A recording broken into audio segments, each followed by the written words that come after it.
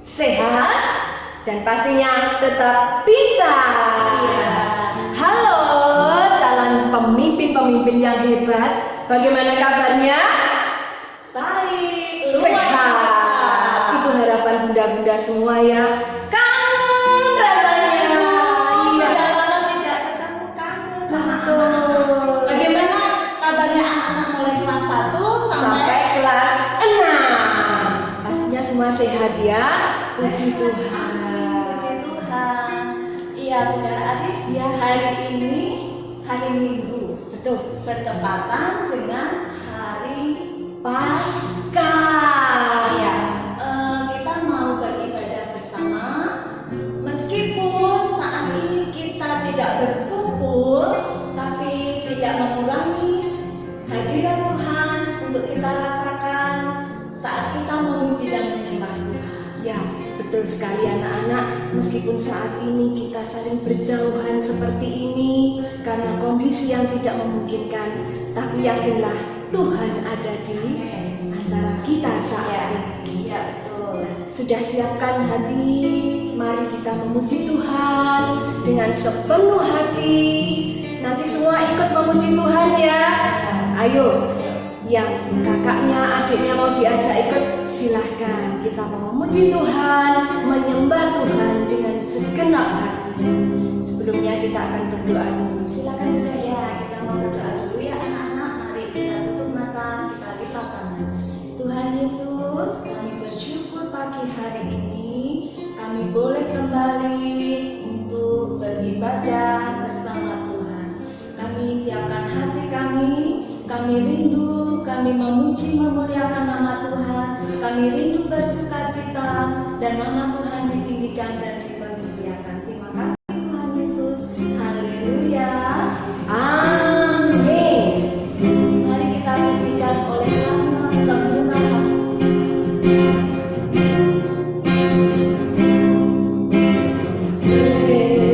Karena kemurahan Tuhan buatnya sampai hari ini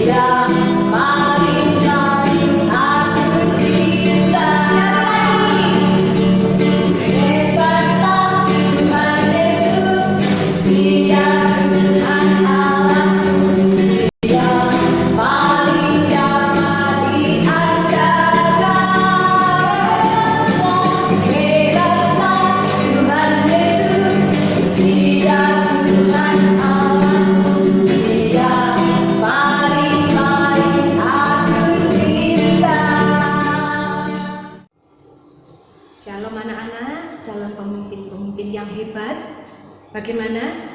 Masih semangat ya? Setelah memuji Tuhan, sekarang kita semangat lagi yuk untuk kita belajar firman Tuhan ya. Siapkan dulu Alkitabnya. Ayo, yang Alkitabnya belum ada, Bunda tunggu. Ambil dulu ya. Kita akan baca bersama-sama firman Tuhan hari ini ya. Karena hari ini kita merayakan Paskah, memperingati hari kebangkitan Tuhan Yesus. Sudah siap Alkitabnya? Baik. Nah, anak-anak, sebelum kita membaca kisah kebangkitan Tuhan Yesus, kita ingat dulu ya, ada peristiwa apa di balik Paskah? Masih ingat kemarin yang dijelaskan oleh Kak Rina ketika Jumat Agung? Nah, kita ikuti sebentar ya, kita ingat sebentar. Ada peristiwa apa di balik sebelum Paskah? Kita saksikan. Paskah pada hari Jumat jam 9 pagi sampai 3 sore. Setelah disiksa, Tuhan Yesus kemudian disalib. Lalu Tuhan Yesus meninggal dan dikuburkan. Pada hari Sabtu, Bapak Pilatus mengirimkan prajurit-prajurit untuk menjaga kubur Tuhan Yesus. Pada hari Minggu, pagi-pagi sekali, Maria pergi untuk melihat kubur Tuhan Yesus. Tiba-tiba, terjadilah gempa bumi dan malaikat Tuhan turun dari langit. Malaikat Tuhan itu lalu menggulingkan batu dan kuburan Tuhan Yesus terbuka. Prajurit-prajurit itu pun menjadi sangat ketakutan. Ketika Maria sampai di kubur itu dan masuk ke dalam kubur itu, mereka melihat malaikat. Malaikat itu berkata bahwa Tuhan Yesus yang disalibkan itu sudah bangkit. Maria keluar dari kubur itu dan berlari pulang untuk memberitahu murid yang lain. Maria menceritakan pesan malaikat itu kepada Petrus dan para murid lainnya. Kemudian para murid berlari pergi ke kubur itu.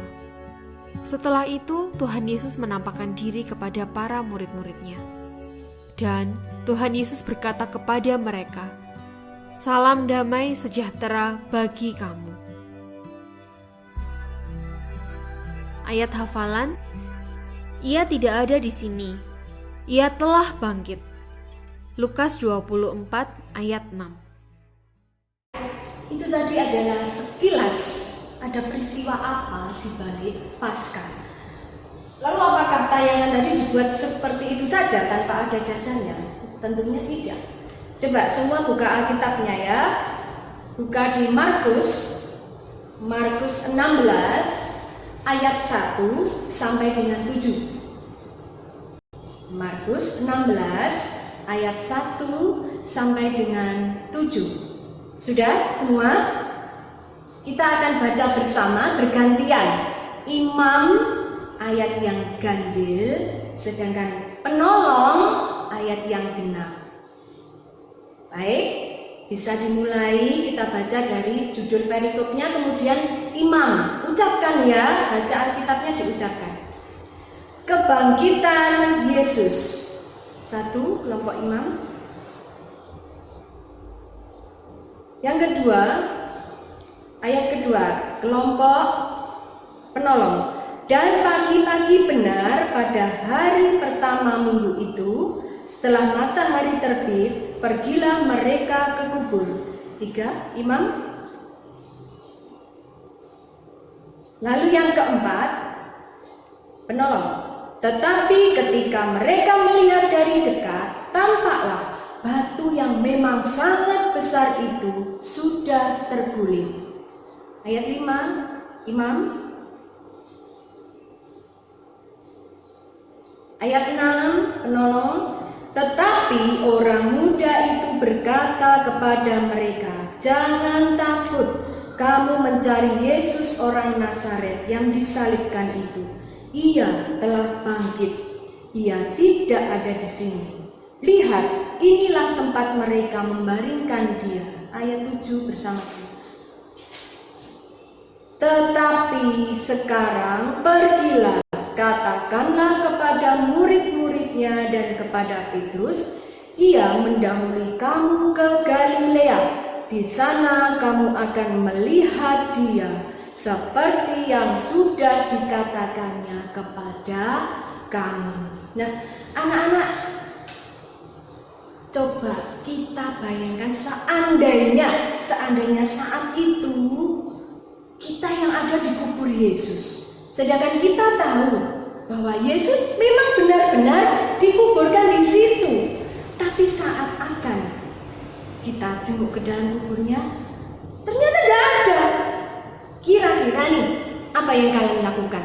Seketika itu, apa yang kalian lakukan? Pasti kaget. Dan ternyata Tuhan Yesus sudah bangkit. Nah, ini adalah satu peristiwa yang luar biasa. Tidak ada peristiwa lain yang dahsyatnya seperti peristiwa ketika Tuhan Yesus bangkit dari mati. Lalu kalau kita kembali lagi, kenapa Tuhan Yesus sampai mau disalibkan, mau didera, menderita kesakitan, bahkan sampai mati, dikubur, dan akhirnya pada hari ketiga bangkit dari kematiannya.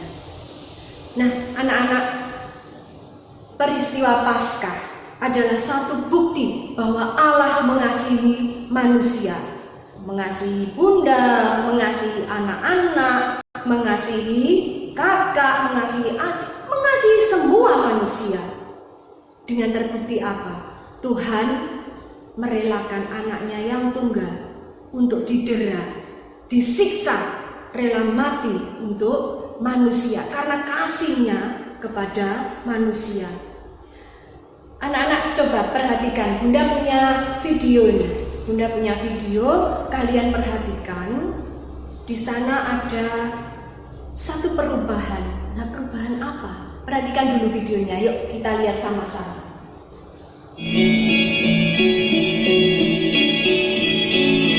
Ini adalah seekor ular. Seekor ular ini dia banyak dibenci orang. Karena apa? Dia merugikan. Dia suka makan daun-daunan. Dia menjijikkan. Bunda merinding lihat ular seperti ini. Menjijikkan ya? Ada yang suka sama ular? Kalau Bunda tidak. Ular ini banyak dibenci orang. Tapi satu saat dia harus berdiam diri seperti ini, menggantung dirinya, kepalanya ada di bawah. Itu perhatikan, kepalanya ada di bawah. Dia di situ berhari-hari, berminggu-minggu, kemudian tubuhnya ya pelan-pelan tersobek, kulitnya tersobek. Dia kalau bisa ngomong tuh pasti ngomong, aduh sakit, sakit. Tapi dia terus bertahan di situ. Dia bertahan pada prosesnya. Dia tetap, dia tidak berusaha lepas. Tapi dia tetap ada di situ. Dia menikmati prosesnya. Akan jadi apa dia kira-kira ular ini? Ketika tubuhnya terbelah jadi dua dan tumbuh sesuatu yang baru. Oh, ternyata dia menjadi kepompong. Lihat, dari tubuh ular yang terbelah itu lama-kelamaan jadi kepompong. Seperti ini. Jadi kepompong dia hanya bisa diam di situ. Diam saja. Nahan lapar, haus. Tapi lama-kelamaan lihat, kepompong itu mulai bergerak. Ada kehidupan baru di sana. Nah, ada kehidupan baru. Kita lihat apa ya? Yang akan dia berusaha keluar dari sana, dari kepompong itu. Kita lihat apa yang keluar? Oh, ada seekor kupu-kupu yang cantik. Lihat dari kepompong yang hanya berbentuk gumpalan. Keluar seekor kupu-kupu yang sangat cantik. Nah, dan dia sekarang dikagumi oleh banyak orang karena kecantikannya, karena elok rupanya. Nah, anak-anak, itu tadi yang dinamakan dengan peristiwa metamorfosis. Kalau anak-anak yang kelas 4, 5, 6 pasti sudah tahu dong apa itu metamorfosis. Perubahan perubahan dari ulat yang awalnya menjijikkan, kemudian jadi kepompong, sampai akhirnya jadi kupu-kupu. Nah, seperti itulah kehidupan Tuhan Yesus. Ketika dalam fase ulat, itu seperti kehidupan Tuhan Yesus ketika Tuhan Yesus berkarya di dunia ini, anak-anak. Menyembuhkan orang yang sakit, yang buta bisa melihat, yang lumpuh berjalan, bahkan melakukan mujizat-mujizat. Apa? Masih ingat mujizat yang dibuat oleh Tuhan Yesus? Ya, betul. Salah satunya mengubah air menjadi anggur. Ya, kira-kira seperti itulah Bunda menggambarkan ketika seekor ulat. Di situ kehidupan Tuhan Yesus. Bukan berarti Tuhan Yesus jadi ulat loh, ya, bukan. Tapi saat kehidupan Tuhan Yesus. Kemudian saat jadi kepompong, ulat itu jadi kepompong. Di sana Tuhan Yesus memasuki masa sengsaranya. Dia mau disiksa, disalibkan. Bahkan kalau kemarin Kak Rina sudah memutar videonya kan bagaimana Tuhan Yesus disiksa, disesat punggungnya sampai berdarah-darah. Nah, sama seekor ulat itu ketika akan menjadi kepompong, dia juga kesakitan loh. Dia menahan lapar, haus. Bahkan Tuhan Yesus juga menahan lapar, menahan haus, menahan sakit untuk sampai disalibkan. Dan puncaknya Tuhan Yesus wafat. Setelah Tuhan Yesus wafat, kemudian dikuburkan di hari ketiga, ketika kepompong itu dari kupu-kupu. Saat itulah kebangkitan Tuhan Yesus. Saat Tuhan Yesus bangkit, ada kehidupan. Ketika Tuhan Yesus sedang disalib sampai wafat disalib, seolah-olah semua orang kehilangan pegangan, semua orang kehilangan Tuhan Yesus, semua sedih. Tetapi saat kebangkitan Yesus, semua orang bersuka cita. Karena apa? Di sana ada hidup yang baru. Sama seperti sekarang ini anak-anak. Saat ini kita tidak bisa saling berdekatan, nggak bisa ke sekolah, nggak bisa bertemu teman-teman, bapak ibu guru. Termasuk kita tidak bisa sekolah minggu ya. Kangen enggak? Kangen enggak sama bunda-bunda sama kakak? Kangen enggak sama teman-teman? Tentu kangen kan? Kita tidak bisa mau kesana kemari dengan bebas karena saat ini kita sedang berada di bawah wabah corona. Nah, untuk memutus penyebaran wabah corona ini kita dibatasi geraknya. Tidak usah pergi-pergi dulu. Terbatas, apapun yang kita lakukan terbatas. Rasanya sedih kan? Tapi percayalah, itu semua tidak menutupi, itu semua tidak membuat kita berdiam diri. Justru saat inilah, saat Paskah, ayo semuanya juga ikut bangkit. Bangkitkan imanmu, bangkitkan kehidupan, berdoamu dalam keluarga, bangkitkan kehidupanmu baca Alkitab. Kita diberi banyak waktu ini. Tuhan memurnikan kita. Ayo, jangan bermalas-malasan. Inilah saatnya kita semakin mengenal Tuhan. Inilah saatnya kita diberi banyak waktu untuk mengenal Tuhan lebih dan lebih lagi. Nah, anak-anak, demikian tadi renungan Paskah pada saat hari ini. Semoga bisa menjadi berkat bagi kita semua. Dan Bunda berharap anak-anak tidak hanya berhenti sampai di sini ya. Ayo, nanti mulai praktek nih.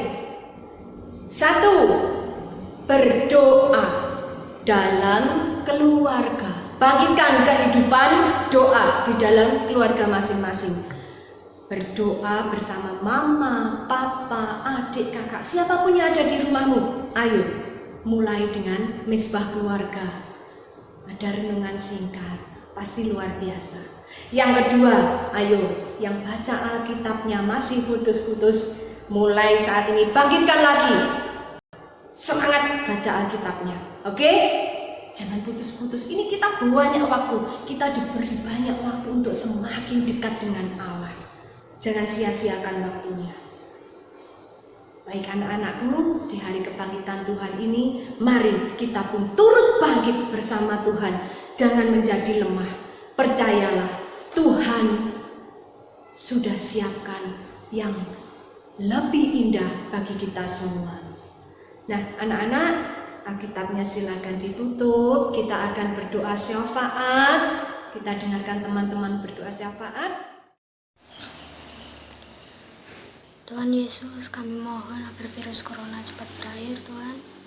Tuhan, lindungi polisi-polisi yang sedang karantina di luar sana, Tuhan, agar tidak terkena virus corona, Tuhan. Tuhan, cepatkanlah berakhirnya virus corona ini, Tuhan. Agar kami bisa berkumpul kembali, sekolah kembali dan sekolah minggu kembali, beribadah kembali, Tuhan, bersama-sama, Tuhan. Tuhan, lindungi bangsa Indonesia agar tidak ada kasus lagi tentang virus corona, Tuhan. Dalam nama Tuhan Yesus, haleluya, amin.